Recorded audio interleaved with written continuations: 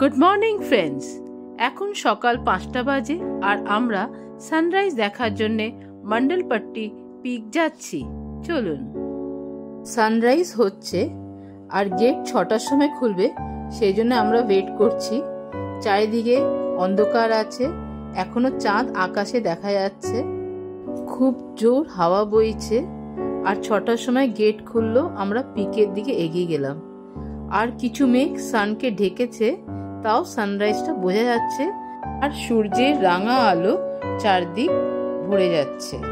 মাদিকেরি বাস স্ট্যান্ডে প্রচুর জিপ দাঁড়িয়ে থাকে আর আমরা গতকাল ওদের সাথে কথা বলে ঠিক করেছিলাম পার হেড 500 টাকা শেয়ারিং এ নিয়ে যাবে হোটেল থেকে, আবার ফেরতও নিয়ে আসবে। আর মেন গেটে 225 এক্সট্রা নিল পার্কিং আর এন্ট্রি ফি হিসেবে। কুর্কের খুব পপুলার টুরিস্ট ডেস্টিনেশন হচ্ছে মন্ডলপট্টি পিক আর এটা মাদিকেরির কাছে। তাটিয়ান ডামোল হচ্ছে কুর্কের হাইয়েস্ট পিক আর তারপরে Mandalpatti peak second highest peak in Coorg. এটা 4050 ফিট গ্রাউন্ড লেভেল থেকে উচ্চতায় আছে আর এটাকে মুগুলি পেটও বলা হয়, তার মানে মার্কেট অফ ক্লাউডস। এখানে আমরা জিপে করে এসেছি, কিন্তু এখানে ট্রেকিং করেও আসা যায়। দুটো ট্রেকিং রুটস আছে, একটা অ্যাবি ফলস থেকে আর একটা মাক্কান ডুরু থেকে। আমরা এটা যেহেতু এক্সপ্লোর করিনি, এটা ব্যাপারে আমরা ভালো জানি না, তবে শুনেছি ট্রেকিংটা বেশ অ্যাডভেঞ্চারাস। এইটা ভিজিট করা বেস্ট টাইম হলো অক্টোবর টু জুন। আর বর্ষাকালে বর্ষার জন্য রাস্তা একটু খারাপ হয়ে যায়, ওই জন্য এখানে আসা একটু অসুবিধা হয়। এত সুন্দর প্রাকৃতিক আবহাওয়ায় আমি শাহরুখ খান হয়ে গেলাম আর শাহরুখ খান পোজ দিলাম। সুন্দর ঠান্ডা ঠান্ডা হাওয়া আমাকে ছুঁয়ে আদর করে যাচ্ছে। কুর্ককে বলা হয় স্কটল্যান্ড অফ ইন্ডিয়া। এখানে এসে বুঝতে পারছি কারণটা কি। স্কটিশ ভ্যালির মতন এখানেও লো স্লোপিং পাহাড় আছে, যেটা গ্রিনারি আর কফি প্ল্যান্টেশনে ঘেরা। স্কটল্যান্ডের মতনই কুল ক্লাইমেট আর ন্যাচারাল বিউটি আছে। আর ক্লাউডসগুলো লো লেভেল থেকে পাহাড় ঘেঁষে বয়ে যায়।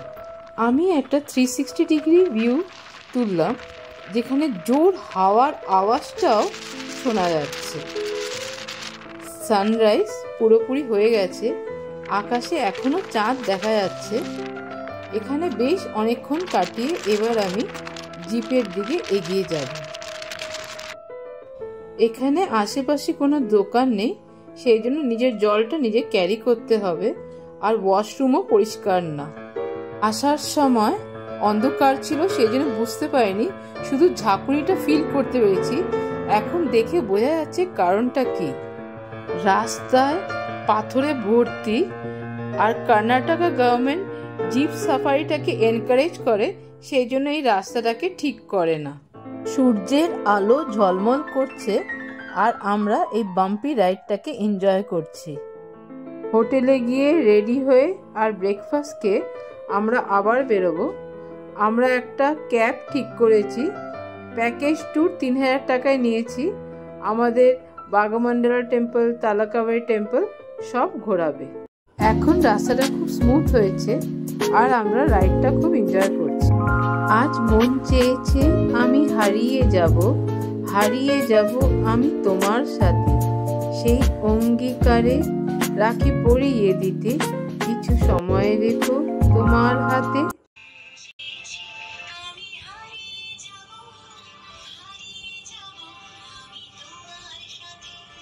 আমরা রেডি হয়ে বেরিয়ে পড়েছি। আগে আমরা বাগামন্ডলা টেম্পল যাব, তারপর তালাকাবাড়ি টেম্পল যাব, তারপর আরো কয়েকটা জায়গা দেখতে যাব।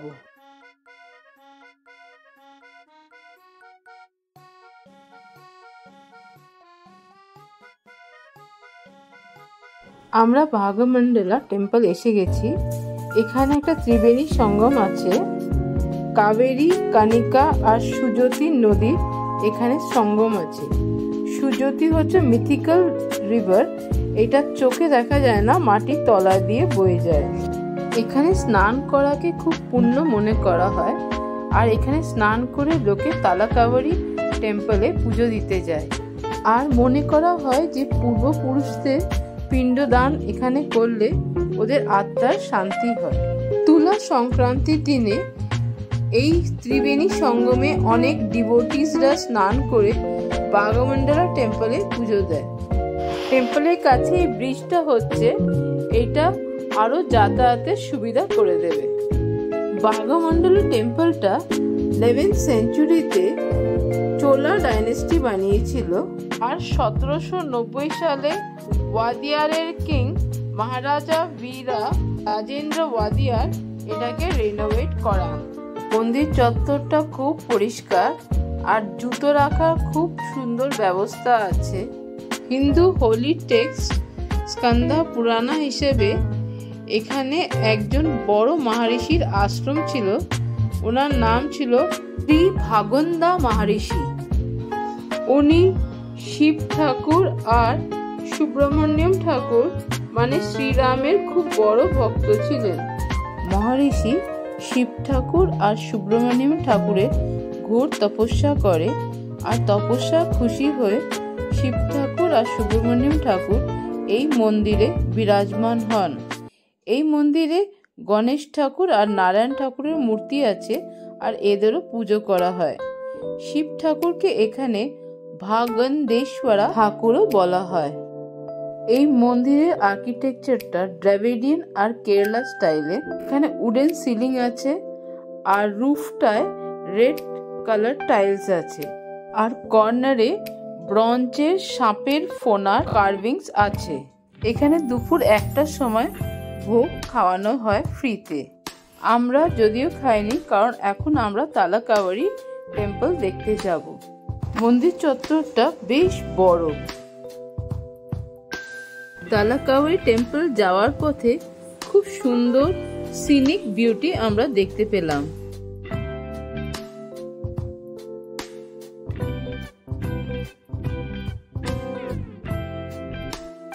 ব্রহ্মগিরি মাউন্টেন রেঞ্জে তালাকাবাড়ি টেম্পল উপস্থিত আছে। প্রথমে জুতো রাখতে হলো। এই মন্দিরটা কর্ণাটকা স্টেট গভর্নমেন্ট 2007 সালে রেনোভেট করেছে। এটা হলো রিভার কাবেরীর বার্থ প্লেস। এখানে কাবেরী নদী স্প্রিং হিসেবে ওঠে, তারপরে আবার মাটির তলায় চলে যায়, আবার বাগমন্ডলায় গিয়ে এটা নদী হিসেবে মাটির থেকে ওপরে উঠে কানিকা নদী আর সুজতি নদীর সাথে মিশে ত্রিবেণী সঙ্গম তৈরি করে। কাবেরী নদী উৎস যেখানে, সেখানে একটা ট্যাঙ্ক বানানো আছে, ওটাকে ব্রহ্মকুণ্ডিকে আর তীর্থকুণ্ডিকেও বলা হয়। এখানে দেবী কাবেরী আম্মার পুজো করা হয়। ব্রহ্মকুণ্ডিকের থেকে জল এসে এখানে শিবলিঙ্গের ওপরে পড়ে। চারিদিকে ল্যান্ডস্কেপটা খুব সুন্দর, আর ব্রহ্মগিরি রেঞ্জের পর্বতগুলো দেখা যাচ্ছে। মন্দিরের পাশ থেকে ব্রহ্মগিরি পিকে যাওয়ার সিঁড়ি আছে। অনেকে যারা অ্যাডভেঞ্চার লাভার তারা ট্রেকিং করে যেতে পারে। এই মন্দিরে একটা রূপোর শিবলিঙ্গ আছে, যেটা বলা হয় যে ঋষি অগস্ত্য মুনি স্থাপন করেছিল, আর এটাকে অগতেশ্বরাও বলা হয়। 25 টাকা করে লাড্ডু প্রসাদ কিনে আমরা এখানে বসে খেয়েছি।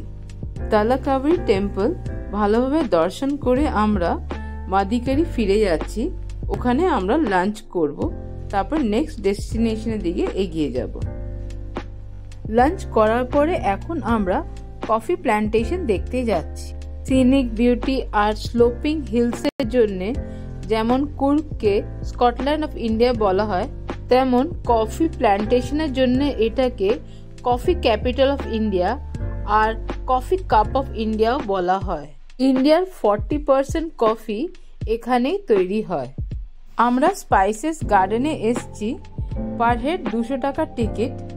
আর এখানে আমরা কফি প্ল্যান্টেশন আর স্পাইসেসের সম্পর্কে জানবো আর ওদের প্রসেসিং দেখব।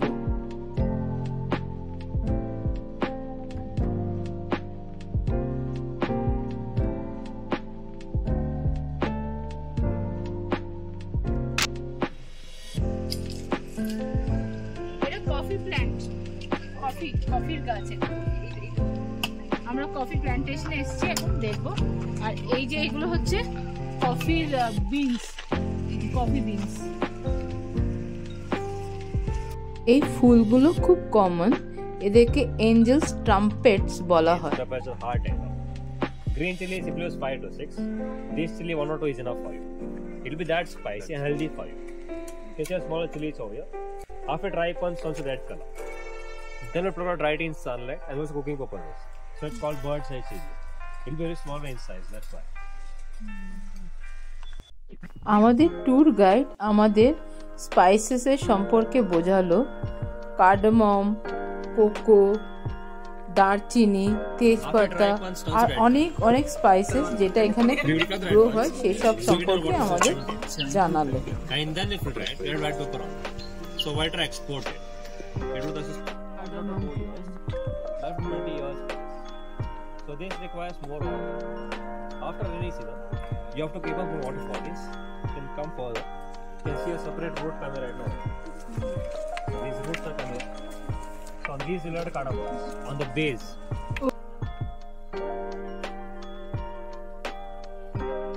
Varieties of it. One is Robusta and one is Arabica. So this is Robusta coffee plant. Life to 80 years for this. So beans will grow through June. The plucking time, it is the month of December and January. It will be green color. After dry ones turns red color. Then we'll put dry it in sunlight. And then we'll peel it. ইন্ডিয়ার coffee হিস্ট্রিটা 400 বছর পুরনো।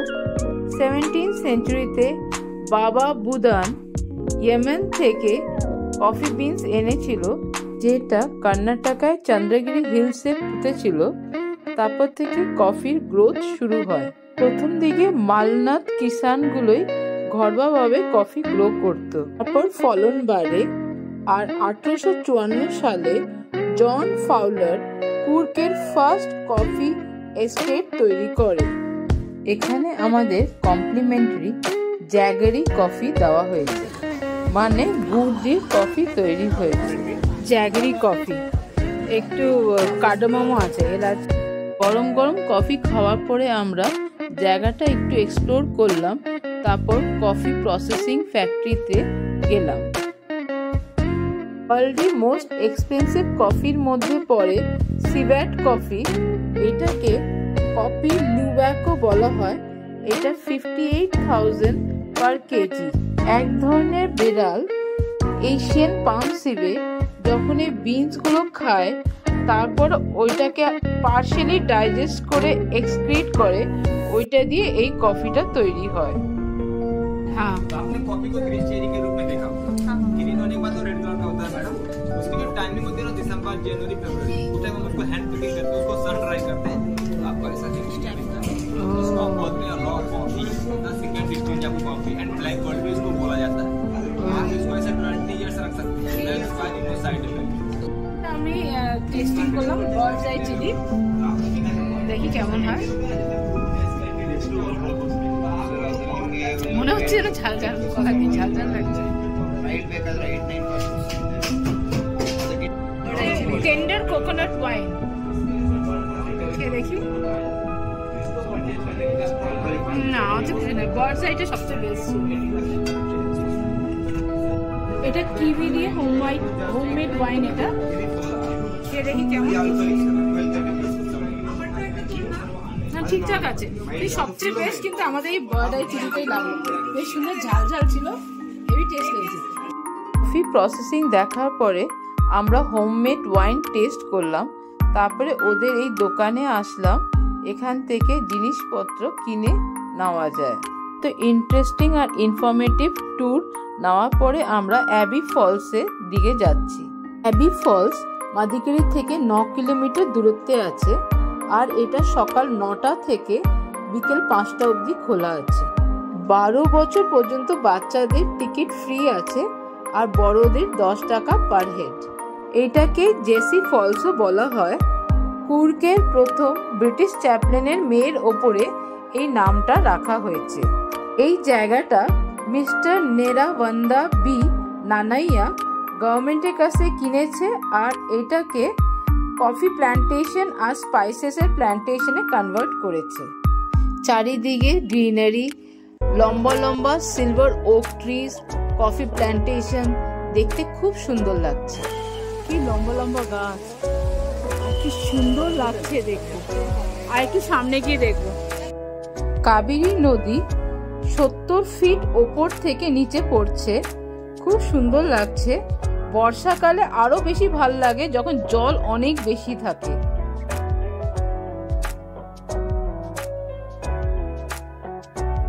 এখানে একটা watch tower আছে, ওপর থেকে গিয়ে দেখি।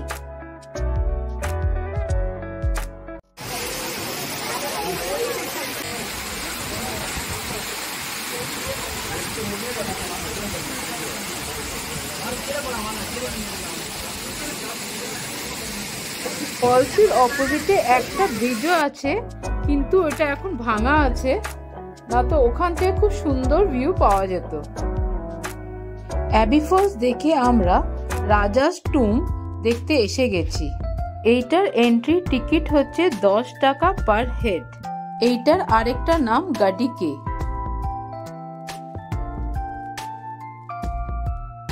এটা খুব ফ্যাসিনেটিং টুম, কারণ এটা মোহামেডান স্টাইলে বানানো আর হিন্দু রাজাদের সমাধি আছে।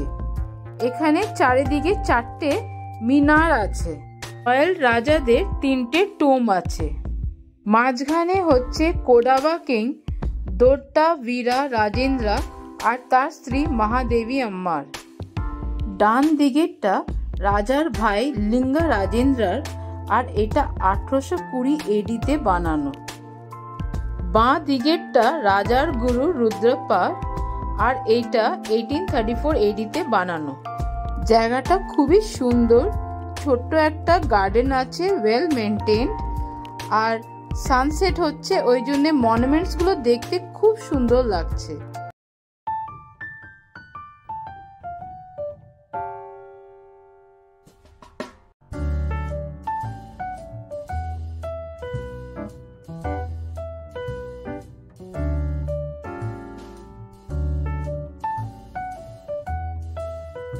ভেতরে একটা সেই সময়কার শিব মন্দিরও আছে।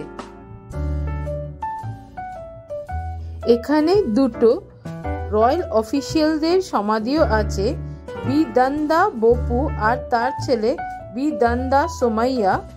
এরা 1808 সালে টিপু সুলতানের সঙ্গে খুব সাহসিকতার সাথে যুদ্ধ করেছিল। এখানে একটা শান্তির অনুভূতি হচ্ছে। জায়গাটা খুবই সুন্দর লেগেছে আমাদের। আমরা বেশ কিছুক্ষণ সময় এখানে কাটিয়েছি। তারপর আমরা মাদিকেরি ফোর্টে এসেছি, যেটাকে মারকারা ফোর্টও বলা হয়। এইটা মাদিকেরি বাস স্ট্যান্ড থেকে 700 মিটার দূরত্বে আছে। এই ফোর্টটা কুর্গের রুলার মুদ্দুর রাজা 17th সেঞ্চুরিতে বানিয়েছিল।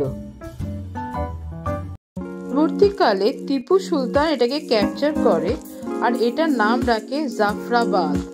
সেটা আবার কোডাবা কিং দোড্ডা বীরা রাজেন্দ্র নিজের কন্ট্রোলে নিয়ে আসে, আর এটা আবার 1834 সালে ব্রিটিশার্সদের আন্ডারে চলে যায়। ব্রিটিশার্সরা এখানে বীরভদ্রা টেম্পলকে সরিয়ে সেন্ট মার্কস চার্চ তৈরি করে। এটা এখন আর্কিওলজিক্যাল ডিপার্টমেন্ট একটা মিউজিয়ামে কনভার্ট করেছে। এই মিউজিয়ামে এখানের হিস্ট্রি রিলেটেড অনেক আইটেমস আছে, আর এটা দেখার মতো। আর মাদিকেরি ফোর্টের কিছুটা কুর্গের ডেপুটি কমিশনারের অফিসে কনভার্ট করা হয়েছে। মাদিকেরি ফোর্টে যেহেতু রিনোভেশন চলছে, সেই জন্য আমরা ফোর্টটার ভেতরে যেতে পারিনি, আর কোটে গণপতি টেম্পল আর প্রিজনটাও দেখতে পারিনি। এর আরেকটা দেখার জিনিস হচ্ছে ব্ল্যাক স্টোনের তৈরি লাইফ সাইজ এলিফ্যান্ট স্ট্যাচুস, যেটা ফোর্টের নর্থ ইস্ট সাইডে আছে। আমরা ফোর্ট দেখে হোটেলে ফিরে যাব। আজকের মতন ভিডিও এখানেই শেষ করছি। আমার কুর্গ আর মাইসোর ভিডিওর লিঙ্কগুলো ডিসক্রিপশন বক্সে দিলাম, ওটাও চেক আউট করবেন। And thanks for watching my video.